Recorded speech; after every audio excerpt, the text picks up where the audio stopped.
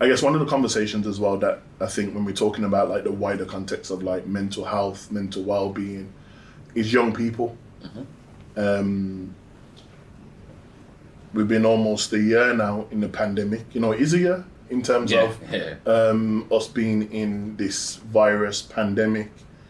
And one of the things that I've noticed and observed that is youth violence has been on the increase. But not just youth violence, but the type of violence. You know, we're talking about, you know, young people as early as 13, 14, 15, you know, stabbing and shooting each other. There was one incident that took place recently where someone was both stabbed and shot.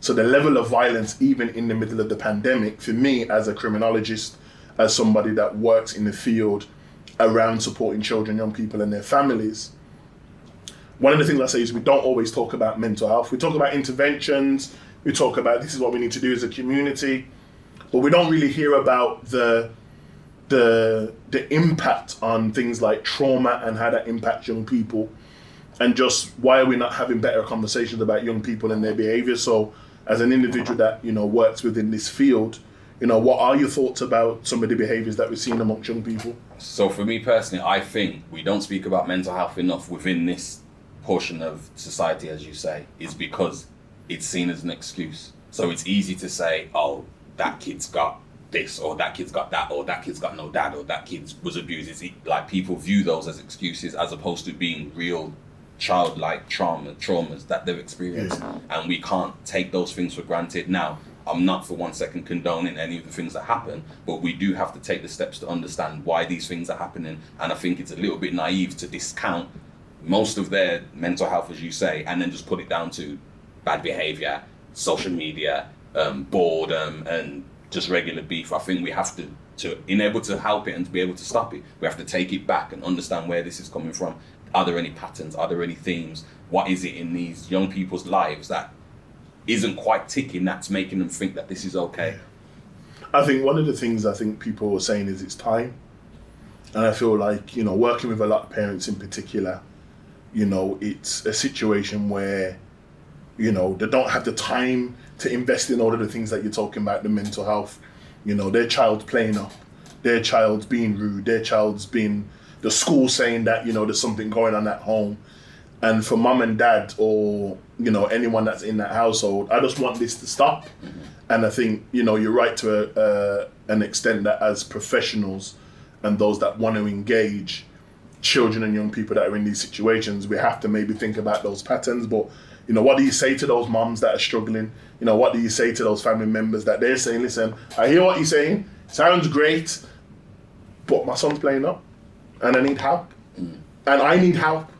So where am I getting that help from? So that's what I was going to say. I was going to say a lot of the time we'll focus on the child and miss the parent. Like the parent also needs the help and support to be able to help and support their child. So it's all well and good telling them what they think's wrong with the child, but if you're not going to give that support to the parent, then what do you think's going to happen? So I think one of the main things is patience, understanding.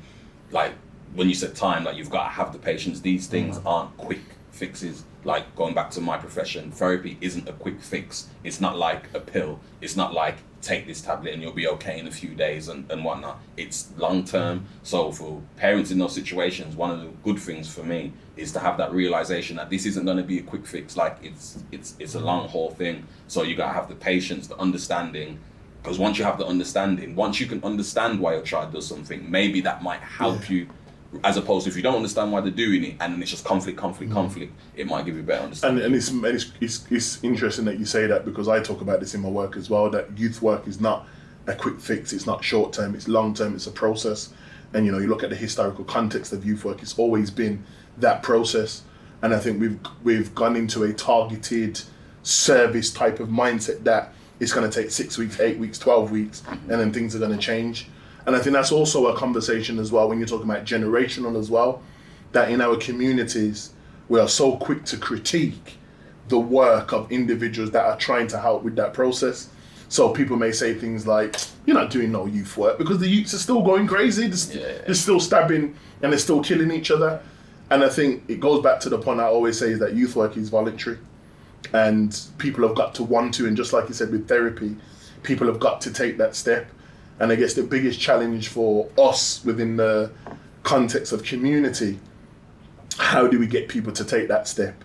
How do we get people to speak out before it's too late, before it's already at, critical, and then we start to experience the things. Because my biggest concern is that, we're talking about our children are getting younger and younger, and parents are burying their children, grandparents are burying their grandkids.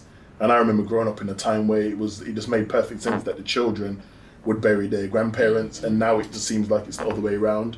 And I think in this pandemic, my prediction is that we're going to see a lot more. Mm-hmm. And I think the increased kind of issues around mental health is most definitely that's out there. And I just guess I wanted to see your last thoughts about, what do you think about how do we move forward?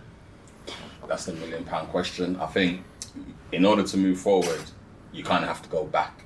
And I think you're going to have to go back and find out the root causes. We've got to get the root problems. And like you say, you've got to get the people that are willing to put that type of work in. A lot of it will come from volunteers. A lot of it will come from people that it's their vocation. It's not going to necessarily be someone that works for a company that's going to have the qualities or the patience to do what they need to do to really help push this forward. So it's going to need more people. You're going to need a team of people in order to do this. Me doing what I'm trying to do, you doing what you're trying to do. It's not enough for the wider context of what we need out there. So it is going to take more people, and the less people there are, we're outnumbered. So when we're outnumbered, and then people are saying comments like, "Oh, but you're a youth worker, but they're still bad." Well, of course they are, because it's me, one, and all of this. So it's going to take longer, and it's going to take more people, and it's going to take more work. So I wish I had an answer. I actually wish I could say, "Oh, we need to do A, B, and C, and it'll be fine." But it's one of those where I don't actually know what needs to be done. I know that there just needs to be more of what is going on, because I know there is a lot of really good work going on. Most definitely. We just need to publicize it a bit more, encourage it, share it, get involved with it, and then hopefully we can start seeing some change. Real talk.